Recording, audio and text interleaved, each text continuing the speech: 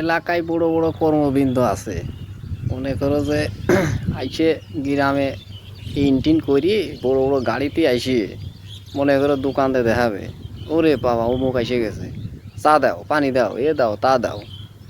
মানে এই বেরকা যদি কয় বাবু আমার ছটা বেকার রয়েছে, যদি একটা কাজ কাম দিতে, পাস কি, ওই দেখা গেলো যদি কয় যে অনার্স পাস বা ইন্টারমিডিয়েট পাস, আমি যে কোম্পানিতে চাকরি করি এ পাশে চাকরি হয় না, ডিপ্লোমা ইঞ্জিনিয়ারিং বড় বড় সায়েন্স ডিপার্টমেন্ট ছাড়া আমার এনে হয় না।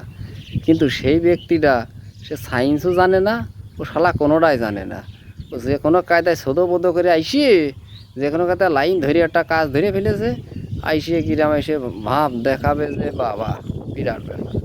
এই জন্যই ভাই পরের কাছে কাজকর্ম চাতি নেই, চাতি গেলে মান ইজ্জত থাকে না, ও মান অপমান করে। আরে দাঁড়িয়ে দাঁড়িয়ে কত লোকের কাছে এটা কাজের জন্যই ভিক্ষে করে বেড়ায়, ওর দরকার নেই। আপনি মাঠে কাজ করেন, গর্বের সাথে বলতে পারি যে আমি একটা কর্ম করি, আমি তো চুরি করে খাচ্ছি না।